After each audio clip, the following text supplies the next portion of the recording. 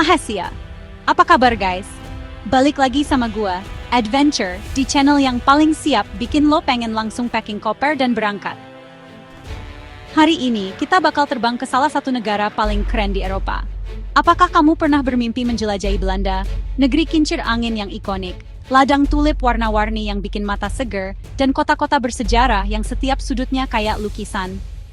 Gue yakin banyak dari kalian yang pengen banget ke sana. Tapi jujur aja, kadang bingung kan mau mulai dari mana, harus kemana aja, dan gimana cara bikin tripnya jadi maksimal. Tenang, gue di sini buat lo semua. Kamu tidak perlu bingung sendiri. Gue udah siapin panduan lengkap, dari A sampai Z, biar perjalanan lo ke Belanda jadi pengalaman yang gak bakal terlupakan seumur hidup.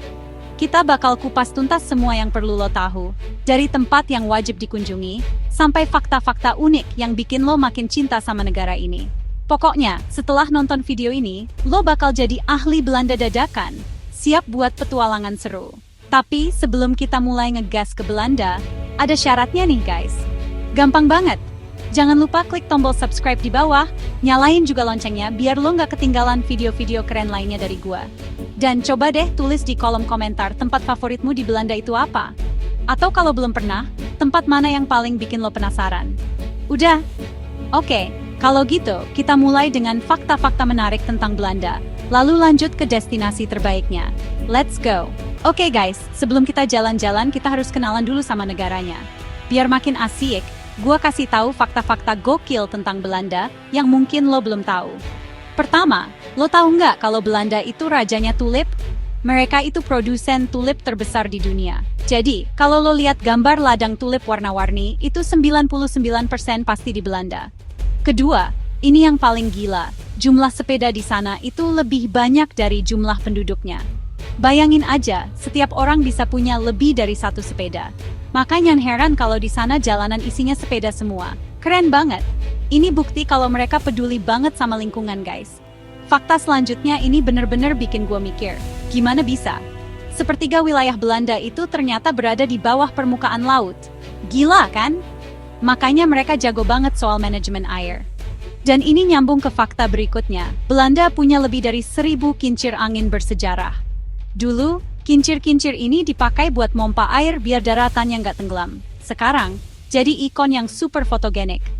Terus ngomongin Amsterdam, kanal-kanalnya itu bukan cuma indah, tapi juga jadi bagian penting dari sejarah dan transportasi kota. Panjangnya kalau digabungin bisa lebih dari 100 km. Mantap! Nah, ini yang bikin liburan lo makin gampang. Hampir semua orang Belanda itu jago banget bahasa Inggris. Jadi, lo nggak perlu takut nyasar atau susah komunikasi. Mereka ramah-ramah banget sama turis. Oh, dan jangan lupa soal keju. Gouda dan Edam itu cuma sebagian kecil dari surga keju di Belanda. Lo wajib coba semuanya. Terakhir, Belanda itu bentuknya kerajaan lo, monarki konstitusional. Jadi, mereka punya raja dan ratu. Dengan semua keunikan ini, mulai dari keahlian mereka mengelola air sampai budaya sepedanya, Belanda itu benar-benar negara yang luar biasa buat dijelajahi. Siap buat lihat tempat-tempatnya? Chapter pertama, kita langsung hajar kota paling terkenalnya, Amsterdam. Guys, kota ini bukan sekadar ibu kota biasa, ini adalah mahakarya. Jantungnya Amsterdam itu ada di kanal-kanalnya yang super indah. Saking kerennya, area kanal abad ke-11 ini masuk dalam daftar situs warisan dunia UNESCO lo. Rasanya kayak masuk ke dalam mesin waktu. Cara terbaik buat nikmatinya, jelas dengan naik perahu. Lo bisa lihat pemandangan kota dari sudut yang beda banget. Lewat di bawah jembatan-jembatan kuno, sambil lihat rumah-rumah ramping khas Amsterdam yang berjejer rapi. Ini pengalaman wajib yang gak boleh lo lewatin sama sekali. Amsterdam juga surganya para pencinta seni dan sejarah. Museum di sini tuh kelasnya dunia semua guys. Ada Rijksmuseum yang nyimpen karya-karya master Belanda kayak Rembrandt. Ada Van Gogh Museum yang isinya koleksi terbesar lukisan Van Gogh. Dan Anne Frank House yang ceritanya menyentuh banget. Lo bisa habisin berhari-hari cuma buat keliling museum. Selain itu, seperti yang gue bilang tadi, Amsterdam itu kota yang ramah banget buat pesepeda. Sewa sepeda itu wajib hukumnya. Lo bisa ngerasain jadi warga lokal, keliling kota dengan bebas, nyelip-nyelip di gang-gang kecil dan nemuin spot-spot tersembunyi yang gak ada di peta wisata biasa. Jangan lupa juga mampir ke Bloemenmarkt, satu-satunya park bunga terapung di dunia. Wangi bunganya semerbak, Warnanya cantik-cantik, tempat yang pas banget buat beli oleh-oleh atau sekadar cuci mata.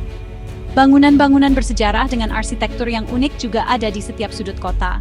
Bikin setiap langkah lo jadi momen foto yang instagramable. Kota ini juga penuh dengan keberagaman budaya. Makanannya enak-enak dari seluruh dunia. Dan sedikit trivia, dulu di abad ke-11, Belanda pernah mengalami tulip mania, di mana harga satu umbi tulip bisa lebih mahal dari harga rumah. Gila kan? Sejarah gila itu lahir di kota ini guys. Amsterdam pokoknya paket lengkap. Oke, dari hiruk-pikuk Amsterdam, sekarang kita geser sedikit ke tempat yang rasanya kayak masuk ke dalam kartu pos Zaanstreschans. Ini bukan cuma desa wisata biasa guys, ini museum hidup. Begitu lo sampai di sini, pemandangan pertama yang bakal menyambut lo adalah deretan kincir angin bersejarah yang masih berfungsi dengan gagah di tepi sungai. Suasananya tenang banget, beda 180 derajat dari Amsterdam. Setiap kincir angin punya fungsi beda-beda. Ada yang buat gergaji kayu, ada yang buat giling rempah, ada juga yang buat bikin cat. Lo bisa masuk ke dalamnya dan lihat langsung gimana mesin raksasa ini bekerja. Keren banget. Di Zaanstreschans, lo juga bisa lihat rumah-rumah kayu tradisional berwarna hijau yang khas banget. Rumah-rumah ini beneran ditinggali lo. Jadi kita harus tetap sopan ya guys. Salah satu atraksi utama di sini adalah workshop pembuatan sepatu kayu atau klompen. Lo bisa lihat langsung prosesnya dari sepotong kayu sampai jadi sepatu yang ikonik itu. Seru banget. Setelah itu jangan lupa mampir ke peternakan keju. Di sini lo bisa cicipin berbagai macam keju Belanda gratis dan lihat cara pembuatannya. Gua jamin, lo pasti bakal kalap dan beli banyak buat oleh-oleh. Rasanya beda banget sama keju yang di supermarket. Pemandangan alam di sekitar Zaanstreschans juga juara. Padang rumput hijau yang luas, domba-domba yang lagi merumput santai, dan sungai yang tenang, semuanya bikin hati adem. Tempat ini dulunya adalah pusat industri pertama di Belanda, jadi setiap sudutnya punya cerita sejarah yang menarik. Lo juga bisa mampir ke workshop pembuatan kapal kuno, atau bahkan ke museum roti buat cicipin kue-kue tradisional Belanda. Zaanstreschans ini paket komplit buat ngerasain kehidupan otentik Belanda di masa lalu. Cuma setengah jam dari Amsterdam, tapi pengalamannya beda banget. Wajib masuk itinerary lo. Siap-siap buat lihat pemandangan yang bakal bikin lo speechless guys. Sekarang kita ke Keukenhof, yang sering disebut sebagai Taman Eropa. Tapi menurut gue, ini lebih pantas disebut surganya dunia. Keukenhof adalah taman bunga terbesar di dunia. Titik. Bayangin, setiap musim semi, lebih dari 7 juta umbi bunga, terutama tulip ditanam di sini dengan tangan. Hasilnya, lautan warna yang membentang seluas 32 hektar. Gila, ini pemandangan yang harus lo lihat langsung pakai mata kepala sendiri. Karena kamera sebagus apapun nggak akan bisa nangkap keindahannya secara utuh. Sejarahnya juga menarik guys. Dulu, area ini adalah taman dapur.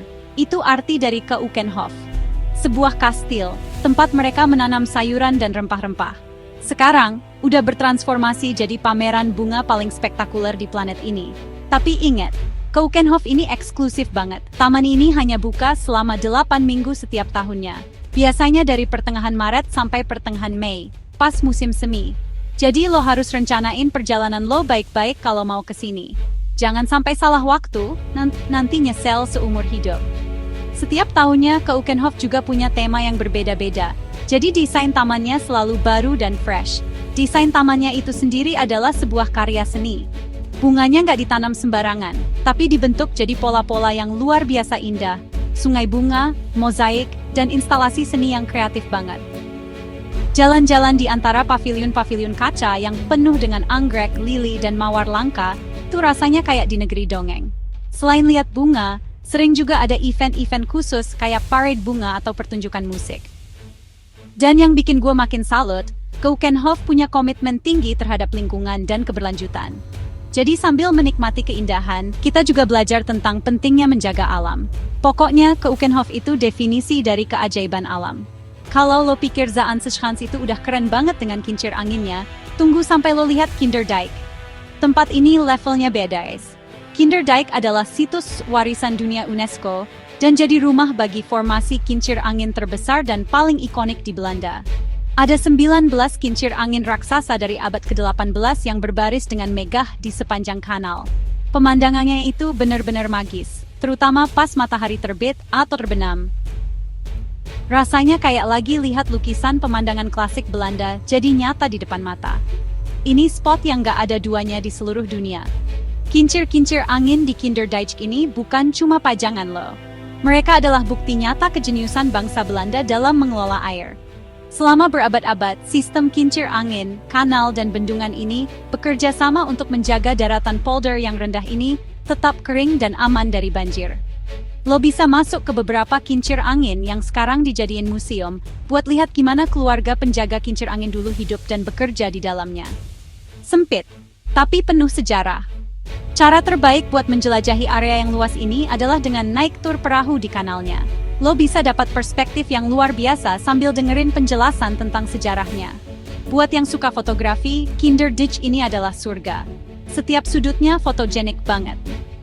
Ada pusat pengunjung modern yang keren banget, di mana lo bisa belajar lebih dalam tentang sistem pengelolaan air yang kompleks ini lewat pameran interaktif.